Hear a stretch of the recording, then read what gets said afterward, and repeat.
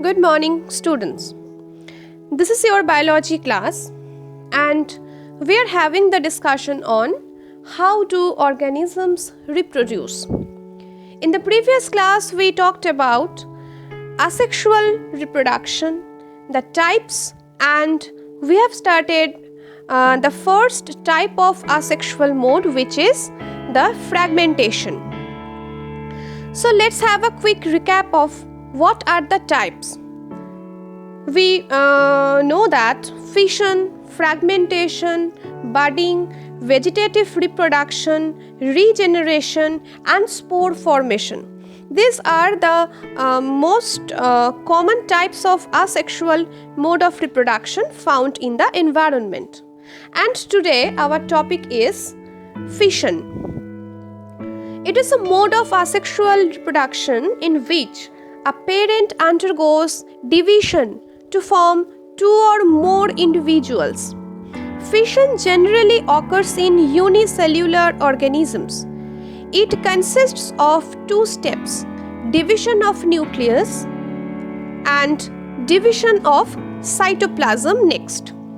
Fission is of two types: binary fission and multiple fission. Let us start with the first one, binary fission. It means splitting into two.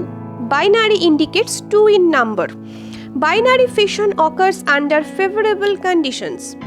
When the unicellular organism has become mature, it divides to form two similar individuals. The parent disappears as its body gets distributed into its daughters. For binary fission, the nucleus or nuclear matter elongates and then divides into two. You can see here.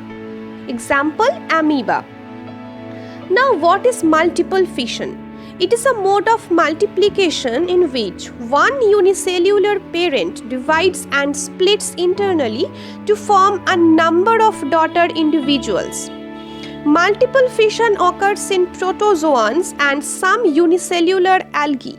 In amoeba, multiple fission takes place under unfavorable condition. You can see over here the example of Plasmodium in RBC of human being. So what are the differences we can draw? The key differences are: binary fission is a way of asexual mode that produces two parts, whereas the multiple fission is the way of asexual mode that produces many parts from a single entity. In case of binary, nucleus divides into two nuclei, and in case of multiple, nucleus divides into many.